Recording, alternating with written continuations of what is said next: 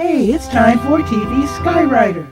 Hello, everyone. Welcome to TV Skywriter. I'm Patricia A. Murray, your host. I usually do TV Skywriter on Sundays. I had to skip a couple of Sundays, but that's okay because today's guest will be well worth the wait.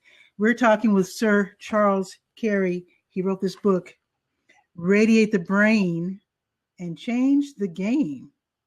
Like that title. Thank you. Mr. Cary, welcome to the show. How are you? Fantastic. Very, very busy week, busy month, but today I am fantastic. After the show, I'm going to take a little break, not a big break because I have more things to do this month, but I'm doing well. Okay. First off, first order of the day is your name. Do I call you Charles or Sir Charles? Is that your real name? Oh, this is definitely my real name, but you can call me Charles. That's fine. Okay. I'm asking because I had a boss once in one of my previous jobs. His name was King David. And I knew a Queen Esther. So I thought I'd make sure that I called you by the right name. Not a problem. So I was reading this book, and you didn't give us a lot of background. And it's probably for a reason, because this is kind of like a workbook to work you through life and in your business endeavors.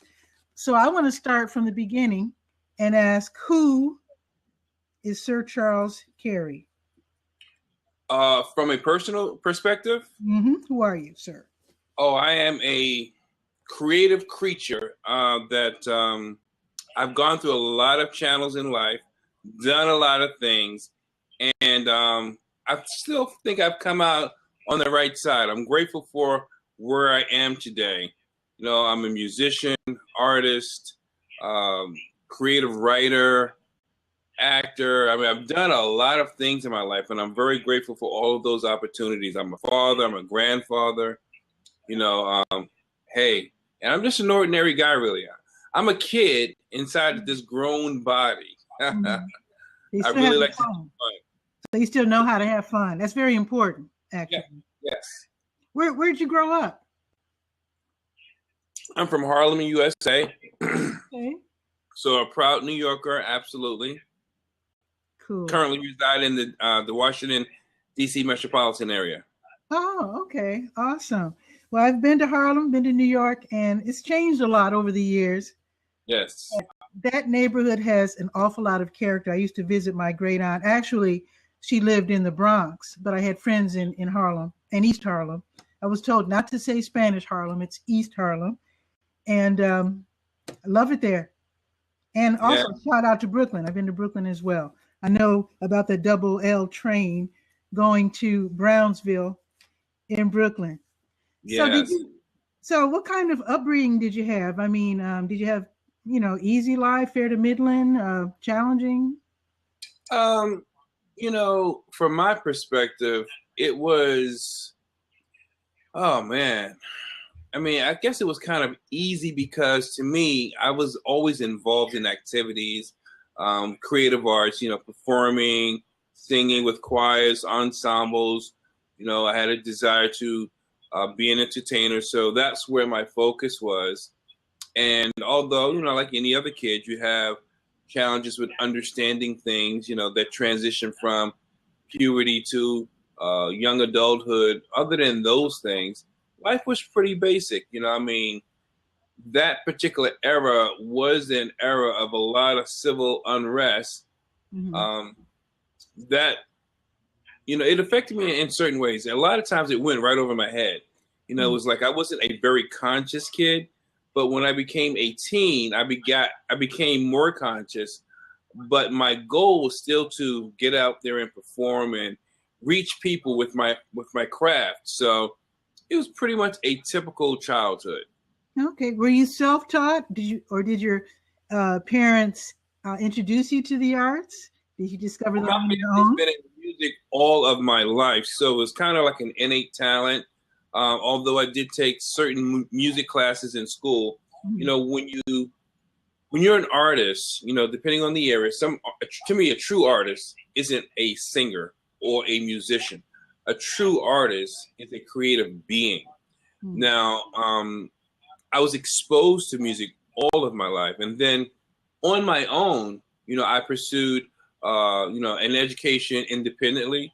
I did take some formal classes in school. Mm-hmm. And when you're in choir or ensemble, you learn formally also. So it's an ongoing, evolving education through the traditional school systems, outside, and then the creative part of us, the creative thing that lies inside of us. You start to come up with ways of making things happen that maybe another singer, writer, musician may not consider. So it's a well-rounded education. Okay. I had to ask these questions because when we were kids growing up, our dad, we would turn in our book report and Pop would look at it and say, who wrote this? And we say, well, John Smith. Who's John Smith? I don't know. So we would say, well, how are you going to assess where he's coming from if you don't even know who he is?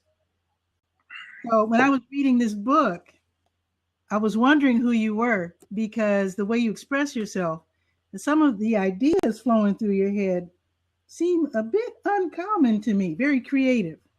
Okay.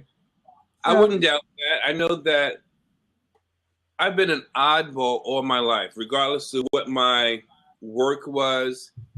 In the early years, it was not very comfortable being an oddball.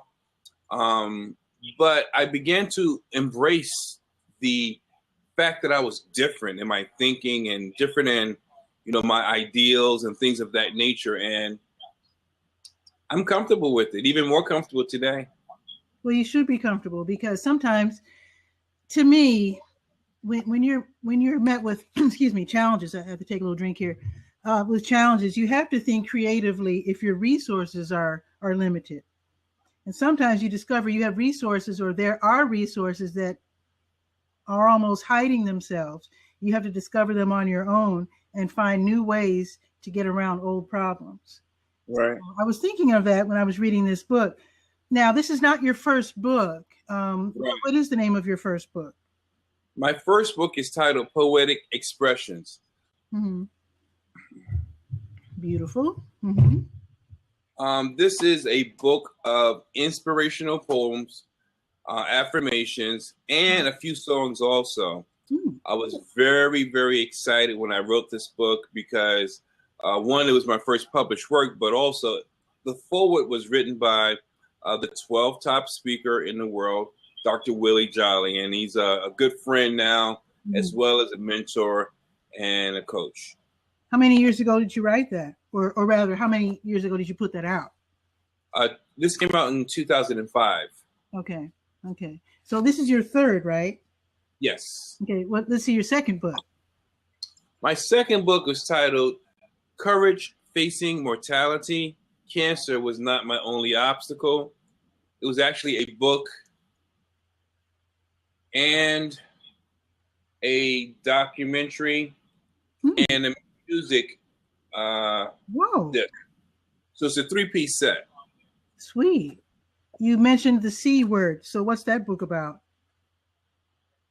Oh, Courage Facing Mortality is about lessons I learned in hindsight as far as being a substance abuser, because that was one of my life challenges, being a 2-time cancer survivor, having failed in marriage. I mean, it really digs personally deep into my life and, the things I thought, the lessons I learned. And it tells it all. Well, I wouldn't mind if you sent me that book as well. That sounds really fascinating. But when you lay your soul bare like that, I mean, when you actually express and admit failures and whatnot, does that become painful to you, or does that release you from some of the pain you've been through? I've never. It's rare that I read books that really where the authors that honest to admit defeat or failure. Well, for me, it doesn't. At this stage, it doesn't do anything because I recognize that that's just something I did. It's not who I am. Mm-hmm. When I was writing the book, it was very therapeutic. Okay. But I think you have to be transparent if you really expect to help people. If you really expect for your message to carry weight and to make a difference, you have to be open and you have to be honest. If you're not going to be open and honest, then it doesn't make sense to write or to speak or try to share a particular message. Mm-hmm. So it doesn't relieve me of anything. Those moments and periods are behind me. It's just an opportunity to try to reach someone that may not have reached that point in their own lives so far. Okay. So we're working our way up to this book, and it is called Radiate the Brain and Change the Game. Yeah. So did it just come out this year or last year? No, the story with this book was the previous book came out. It was an Amazon bestseller, and I was really excited about it. I was making the rounds, speaking and sharing. How about that? About, the benefits of the book, the takeaways of the book. Mm-hmm. And I was asked to be in a reality show, and I was thinking, okay, sure, I would love to. And the executive producer said, well, you'll have to write a book. And I'm thinking, well, I just wrote a book. It's an Amazon bestseller. I don't need to write a book. He said, no, yes, you do. You need to write a book. Wow. So I had to write another book. So in the process of writing the book, I started thinking about what I would write about and where what stage I'm at in my speaking career and training career. And I said, okay, if I'm going to write a book, this is going to be my signature book because it should support my work in all ways. The other books are good, but I want this book to really support what I do as a professional speaker, trainer, and author. Okay. And that's what I did. I wrote the book. It's the 3-piece set, actually. It's a book. It's an audio program which talks about people, places, and things, and then it's also an actual workbook. So it's a 3-piece set. Okay. Awesome. Can we get that at Amazon.com or?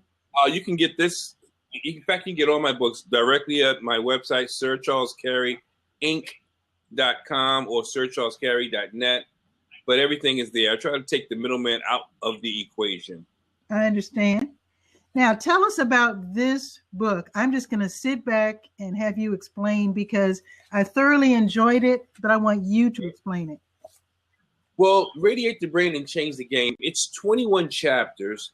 15 chapters are exercises, insights, tips, and nuances to help the reader to assess themselves, but not through my eyes, through their own eyes, as long as they're very honest with themselves. And my objective is to get you to realize that there's more for you with this one life that we live. Many people have done the same things, and it's been happening for centuries.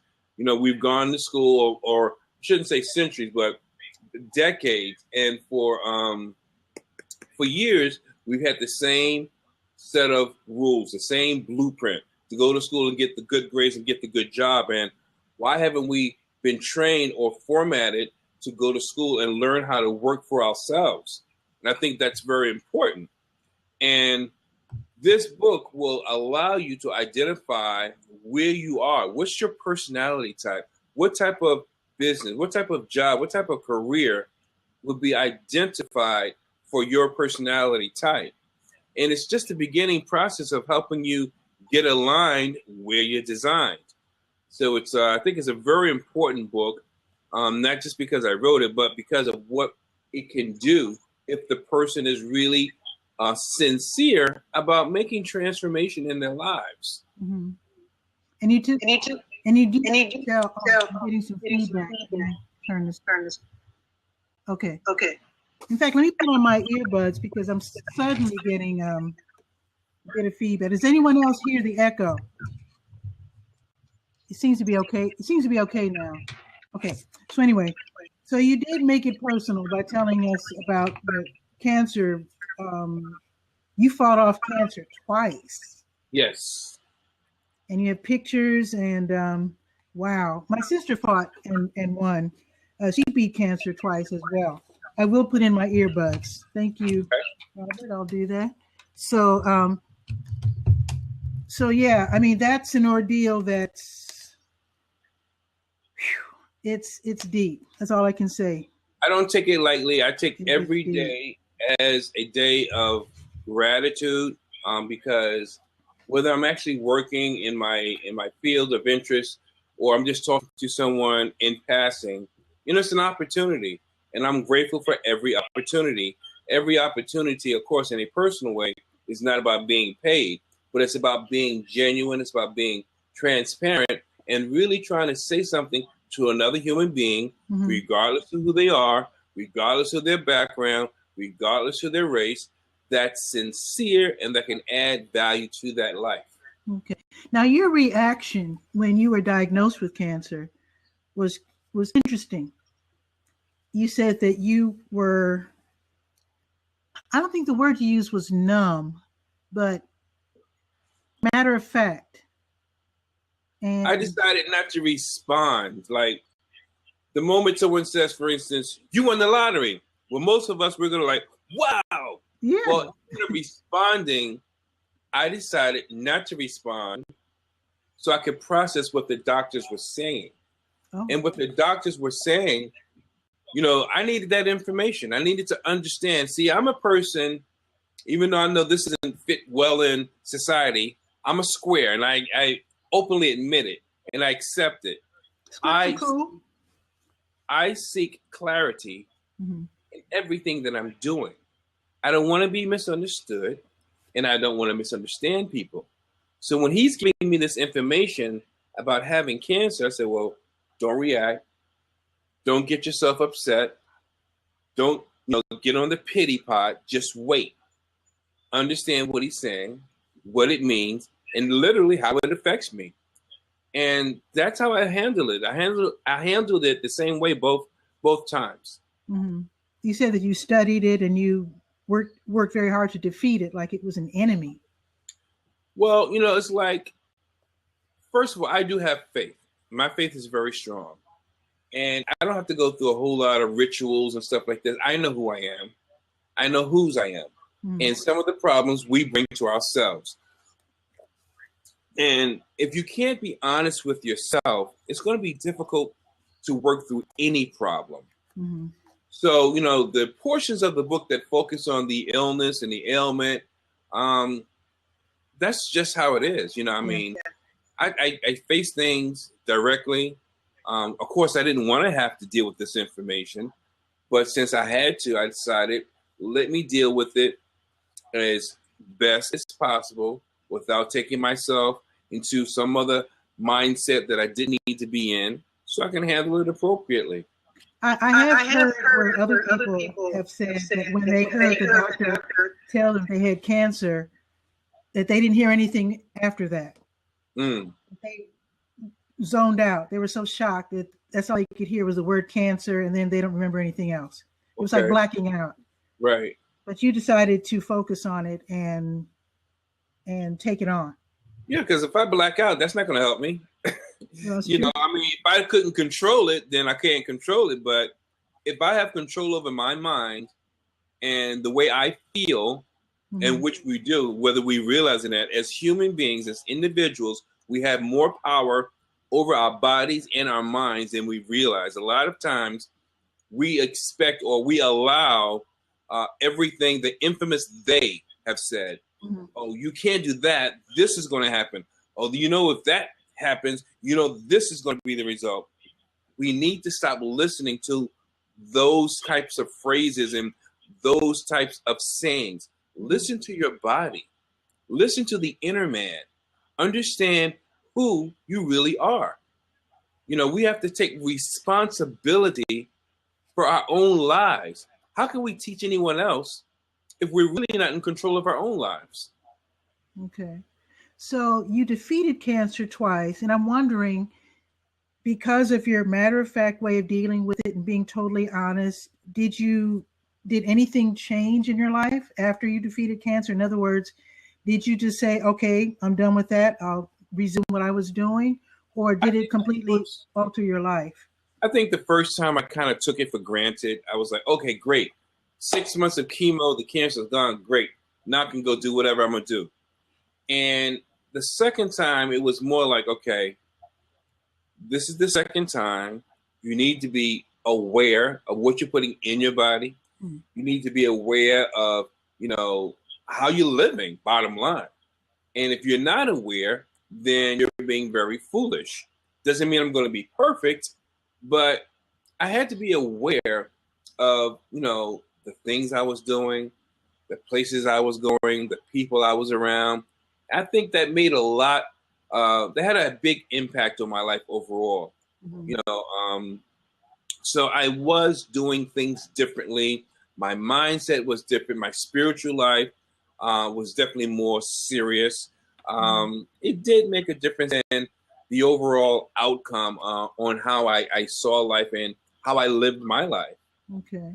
So when you were taking part in this reality show, did this have anything to do with your dealing with cancer?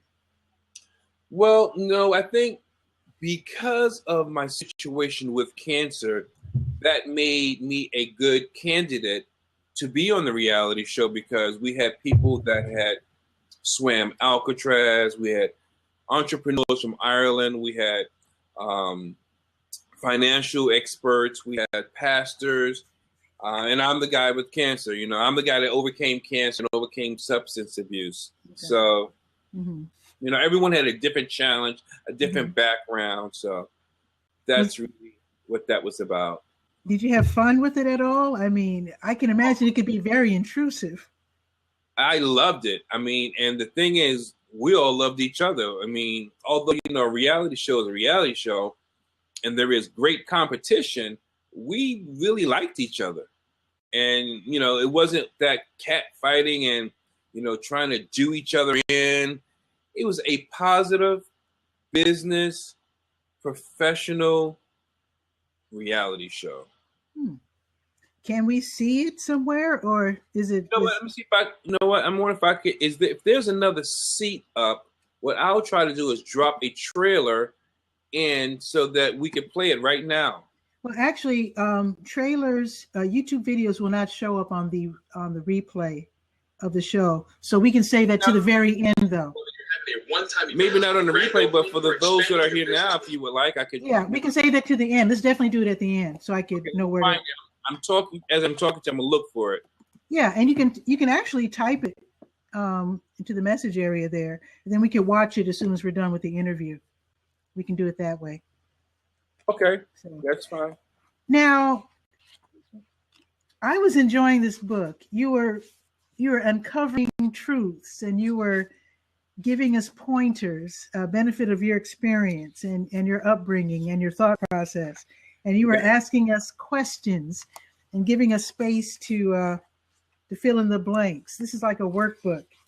And there's one question that tripped me up. Let me just tell the folks some other questions that you asked so they'll know in context what I'm talking about. So some of the questions are, what are some of your fears? Right. That's simple. I mean, a lot of people would say spiders, death, losing your left shoe at a wedding. I don't know. Another question is, what would you risk in an effort to obtain your goal? I like that one. So what are you willing to risk in an effort to obtain your goals? You can't ask me that. I'm the one who wrote the book. Yes, I can. No, of course you could. Of course you could. I think I do it every day. I live it. I go after, in my business, I go after every opportunity with I won't say with a vengeance, but with great seriousness, with great integrity. I think it's important. In order for me to reach as many people, I need to be in front of people. So if there's an opportunity for me to speak to someone or train someone or coach someone, to me, that's an opportunity of me putting my money where my mouth is, So, and again, sometimes it can be just in the streets, just in passing. It's not always something's going on here. It's not always in a formal setting. Wow. Yeah. What happened to the chat? Are you seeing this too? Yeah, there must be some kind of mistake. I'm not sure what's going on. I wonder if there's a troll in the group. It's possible, but I'm not going to worry about it right now. Okay. So I like this other question here. What mistakes have you encountered that you have learned from in your business life or in your personal life? And what was the outcome? Now, all of us have made mistakes on the job. Right. So I don't know I think a question like that, see, to me, this is a personal resource, a personal assessment. That's why I said earlier, if the reader is being honest, it's not about answering these questions to my standards. It's about answering the question honestly so that you, the reader, can get something out of it and respond or react accordingly. Because you can tell me anything you want, but you can't tell the person that looks at you in the mirror anything you want and expect it to fly. It just does not work that way. It really does not. So, Love it. Love the honesty. Yep. And now this is interesting. List some well-known influencers that you've been interested in, have attended their events, or have purchased their materials. And all of us would give different answers, I'm sure. Because very often, when we're starting out, very often we're trying to copy people that we really admire. Mm-hmm. But let me tell you the question that tripped me up. Maybe I didn't understand it, or I didn't quite get where you were coming from. Here's the question. What is your biggest fear when it comes to obtaining your goal? And I guess I'm wondering if that means what's keeping you from obtaining your goal, or because sometimes I hear that people are afraid of success. It sounds weird. Yeah, so, I feel the same way you do. But I think I began to somewhat understand that. Like a person will start to sabotage themselves or lean to things they know that will not allow them to hit the goal because of the level of responsibility, but they don't openly acknowledge it as that. They know that that's going to be an issue, so they sort of sabotage themselves by showing up late, not finishing the project, or just talking about it, but not being in the zone, not having their blinders on and being in that zone, getting it to get it done. So I'm trying to figure out, why would a person sabotage themselves? It's scary. It's a heavy weight. You mean now I may either have a lot of money, have a lot of people watching me, having a lot of expecting things from me. My family's going to be expecting things from me. I'm going to be thrown into the limelight. That could be hard for people. That's a type. Well, some people look at it as positive stress, but for others, it could be negative stress. I can see that. It hasn't happened to me, so I guess it sounds strange to me. But I can see that, because sometimes I wonder if people really.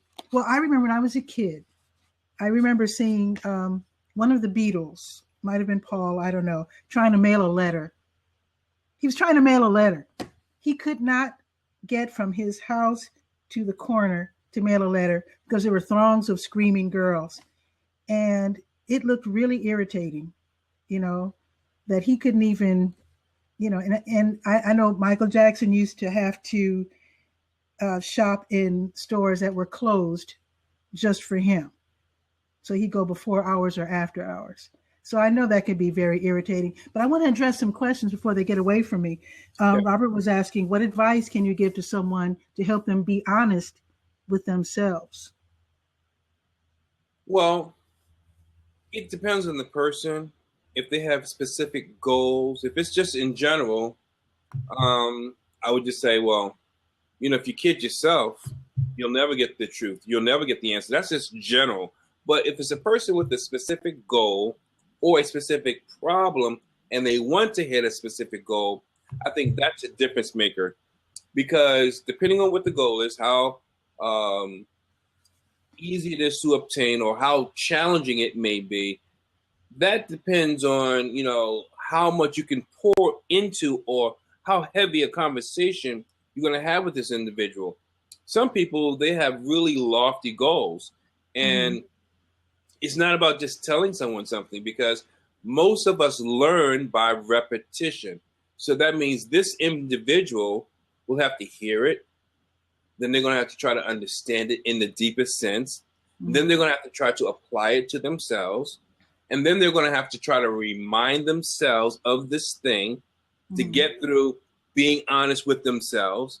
And it's going to be something that they probably should see. Mm-hmm. And when you see your goal, when you see your issue, it's hard to ignore it or act as if it does not exist. Mm-hmm. When you don't see it, it's easy to keep repeating it. Okay. And I've also seen people, if they don't achieve a goal or if they fail somehow, they'll make an excuse and they'll say, well, they didn't like me or they don't like us or. Absolutely. Or, yeah. And sometimes when people tell you something, if you hear it from more than one person, then you have to realize, ooh, maybe they have something there. You might have to work on it. True. That's true. So that was a very good question. And in fact, Poppy was saying how you can actually sabotage yourself. Yes. And you can be afraid that people will be jealous if you're successful. You can people do all sorts of things, like they know they need to get to the engagement or get to an interview at 10 o'clock and they'll wait till 9:30, 9:45 to get there. And then the doors are closed, or now there's even more stress. I'm never going to get it now. And they put themselves in a position to lose. And it's like, how could you do that? Why would you do that? Yeah. For me, it may not make sense. To you, it may not make sense. But it's just the level of stress that a person, unfairly, they'll put themselves in that position. And it's a lot of counseling for that person to understand what they're doing and what the results of that type of activity, what it means to them. Mm-hmm. I think what's really important when you're striving for something is to really imagine what it's going to really be like to be there. Yes. I remember my mom was talking to my brother-in-law when he was very young, just married my sister, and my mom and Donald were talking about casual things, and Mom asked what he would do if he won $1 million. And Donald came from a challenging background. So he said, yeah, I'm going to get a big house and get a car and get an airplane. I'm going to do this, I'm going to do that. And Mom said, and set aside money for my granddaughter. Right? Oh, yeah, that too. So he hadn't really thought it through. Right. And the everyday, it's nice to have airplanes and helicopters, I suppose, but that nitty gritty, that day-to-day thing that you have to deal with when you have achieved your goal is something that you really have to be ready for. That's true. And willing to think about objectively. And I think there was another question. I thought I saw another. Wait, I think it got away from me. There it is. Was cancer the catalyst for helping you become accountable / honest? No, I've always been the cornball kid all my life, even through my addiction. I wasn't the type of addict that would go through extremes. And I did a lot of wrong things. Let me make it clear. I don't think there's any such thing as a good addict. But I think that there are levels that people go which are so ruthless. I was never a ruthless person, even in my addiction, excuse me, or even when I was diagnosed with cancer. It was just another part of me. It was just, I guess, I was given a permission to really say, you know what, let your real true self out. I was a grown man, and I did not have hangups like I did when I was a younger man, or like I did when I was a kid. So it just made it, in a sense, maybe easier to be more of what I already was. That makes sense. And Robert's asking another really, really good question. And this is in light, in my opinion, in the fact that when you're on Blab and Periscope and these other platforms, there are coaches everywhere. And so he's asking, how important is having someone hold you accountable? I think that's very important. Unfortunately, for people like myself, when people see me, they think, oh, he's got it all together. He's got books. He travels around the country. He's a national speaker, trainer, all this. So people don't usually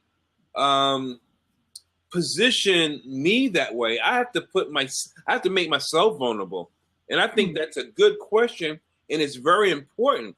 I have to say to someone, hey, if you see me slide to the left, make sure you let me know so I can get back in the center. If you see me go to the right, hey, make sure you let me know so that I can get back into the center. I think that's so important that people hold each other accountable, but they're willing to be held accountable.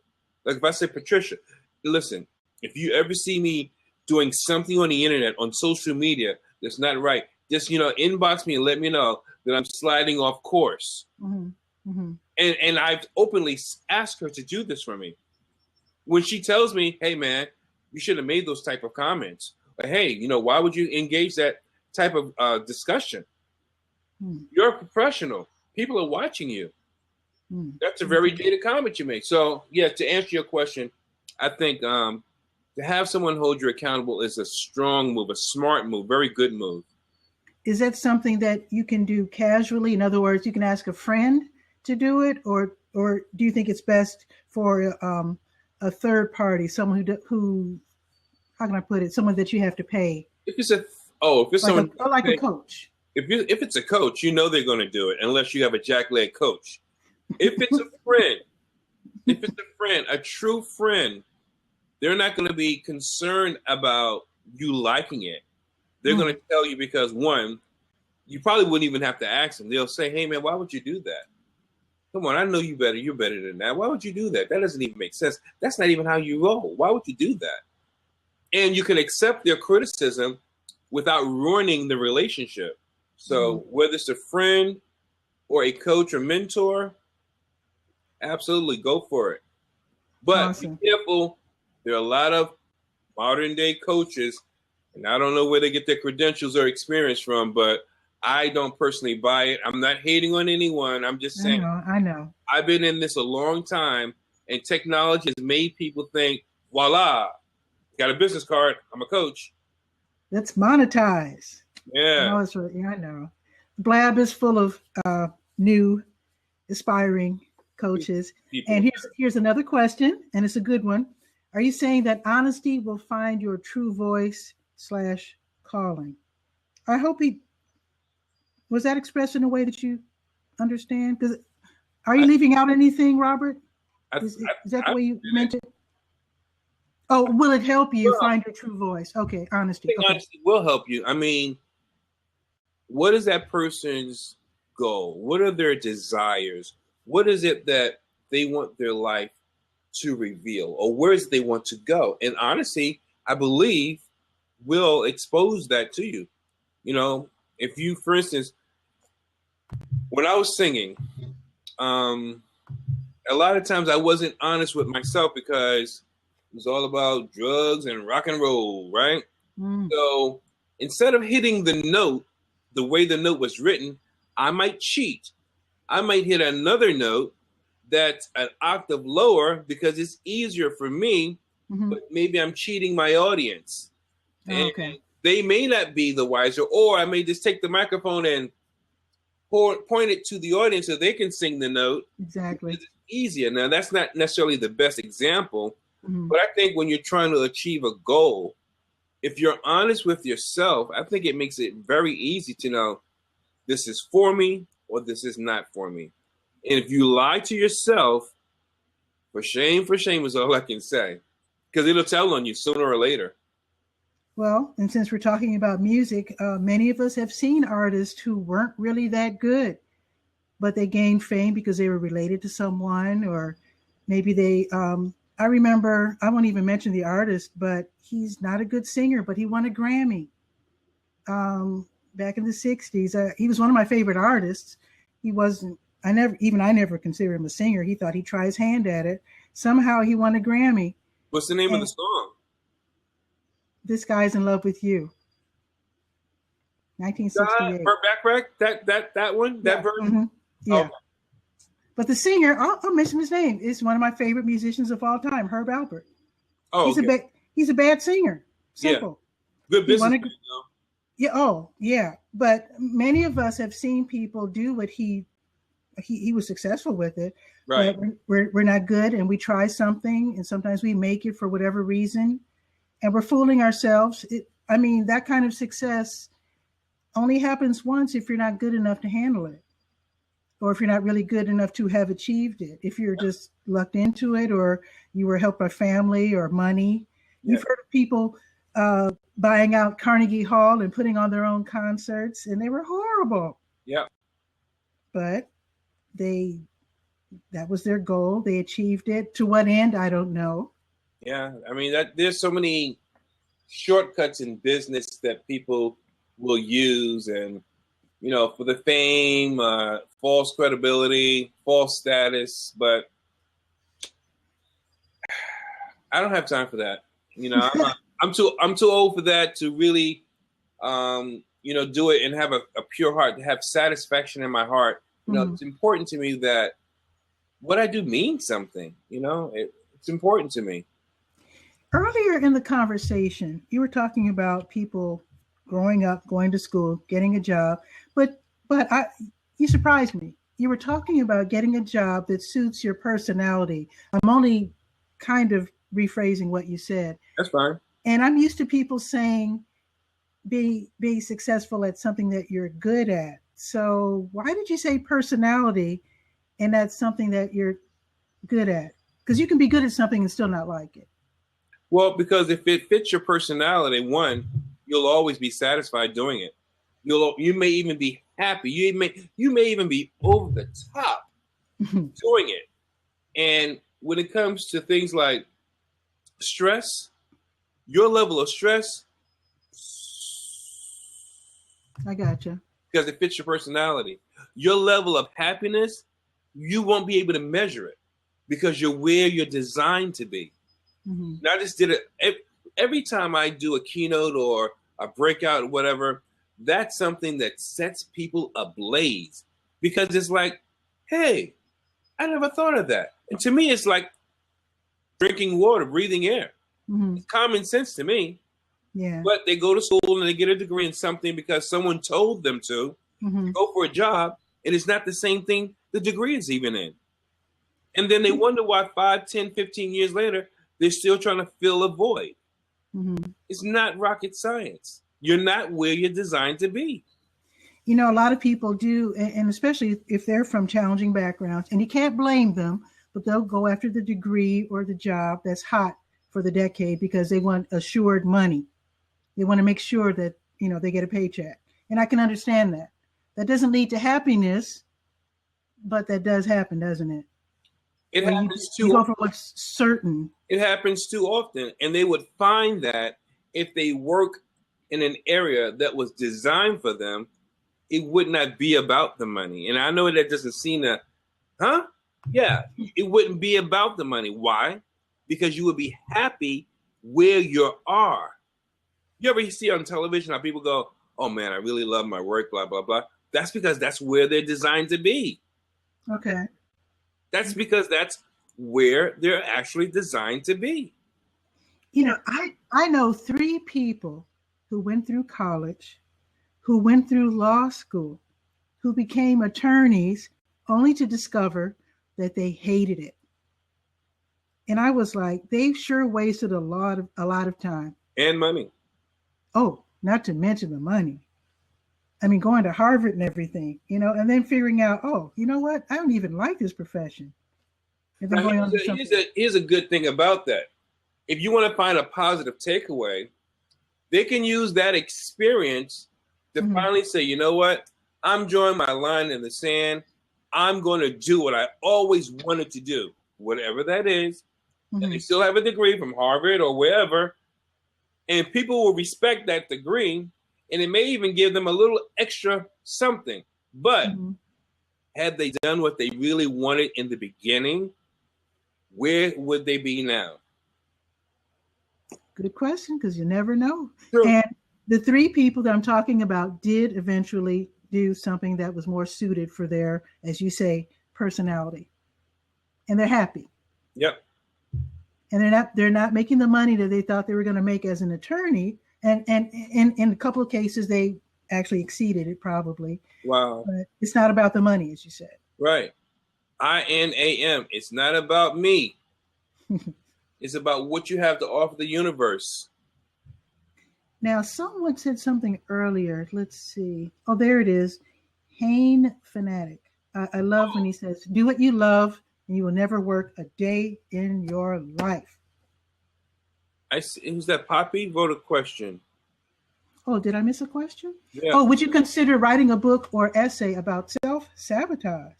That would be really good. I have two books that I'm thinking about writing now.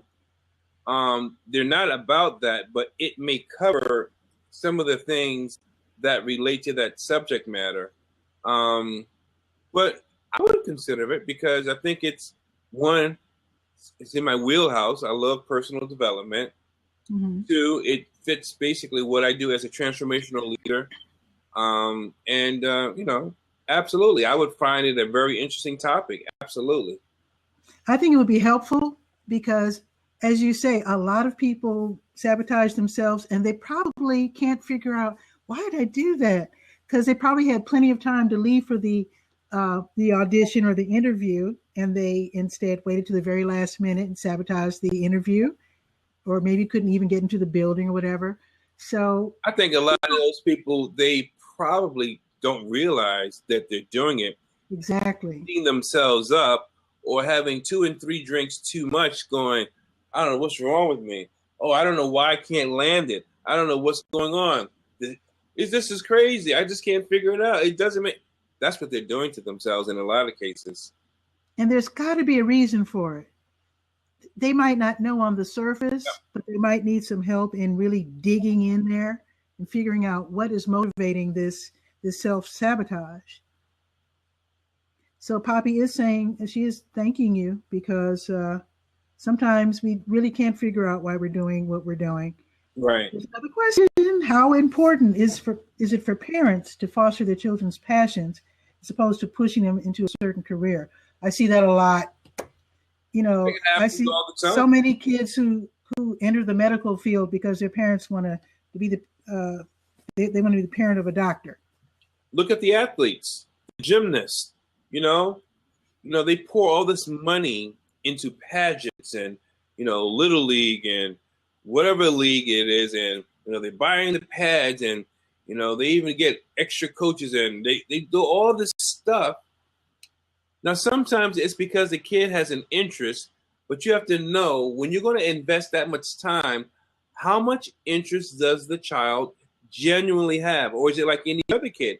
It's a phase, but you're ready to put thousands of dollars in it, and then you're in the kid's face when they don't perform.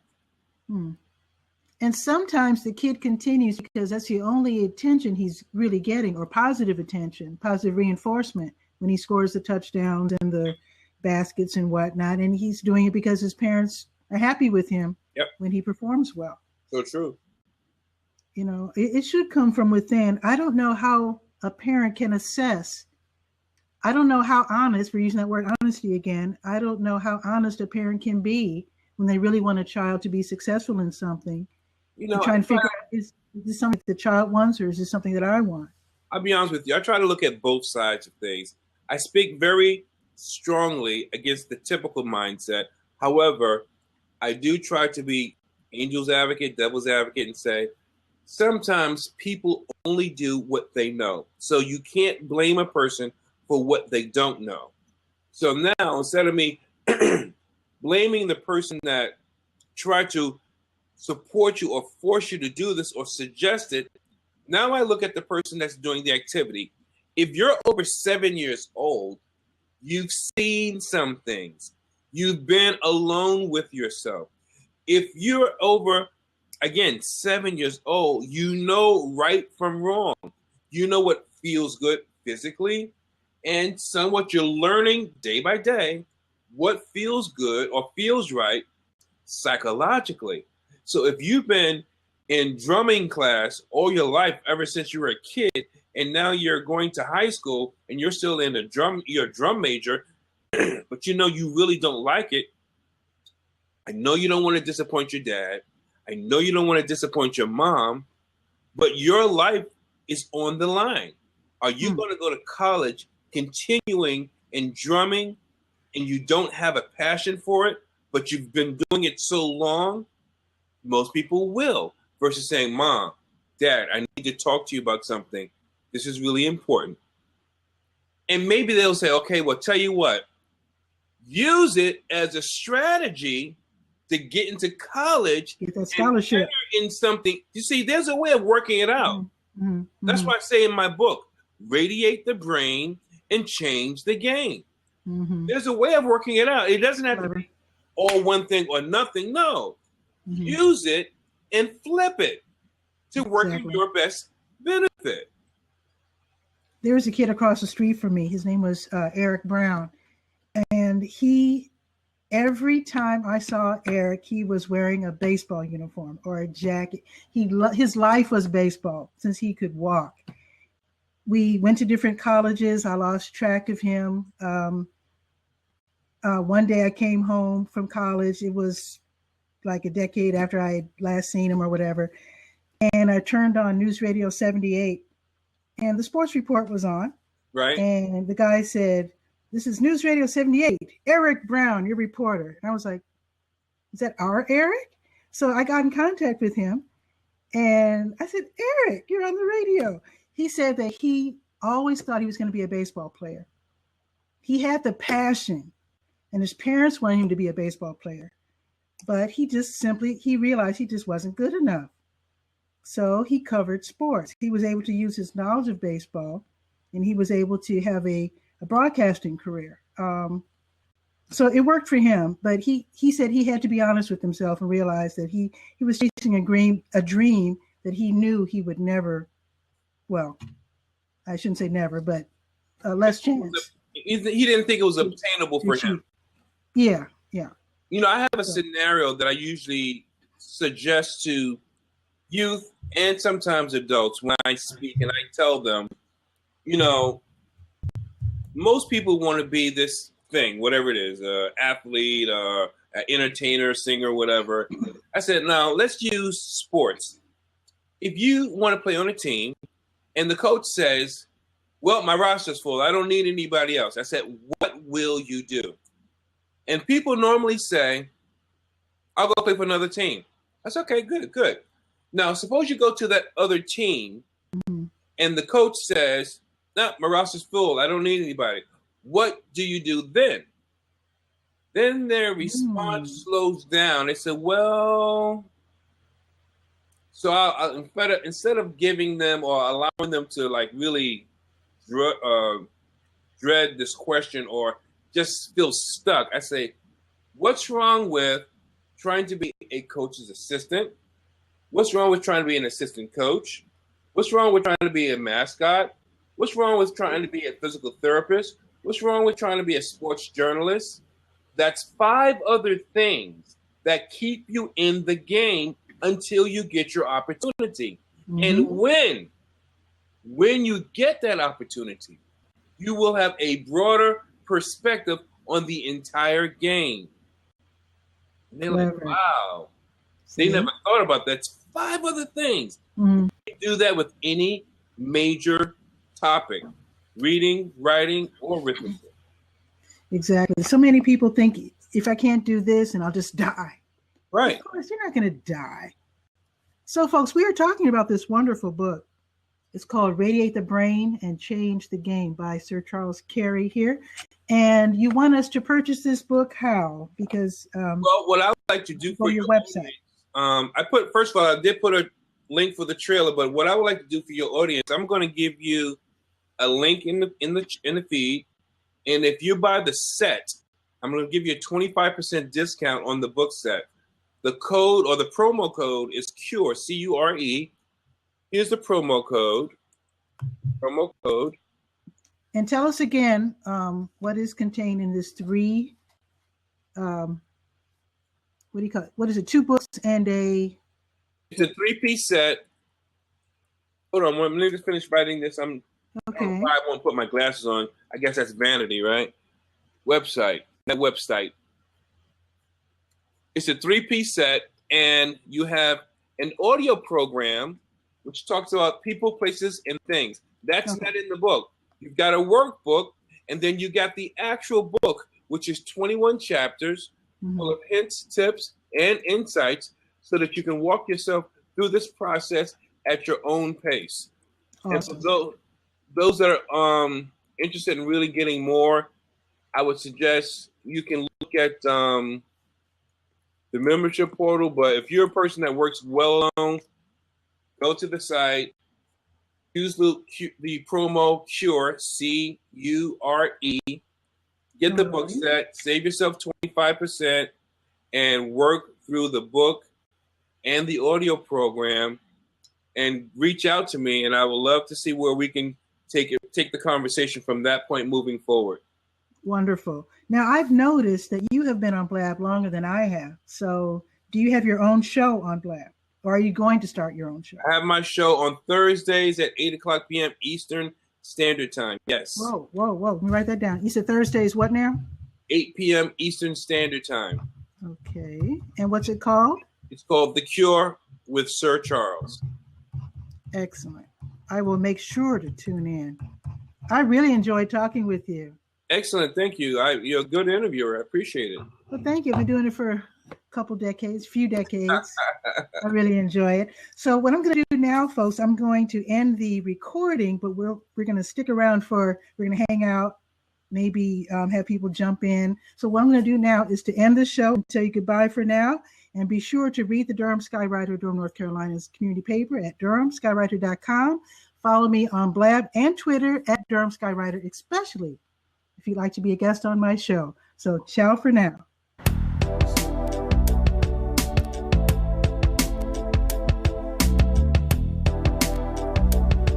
You know what it is.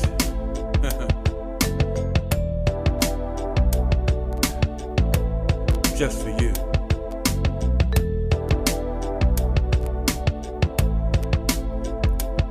At the right time,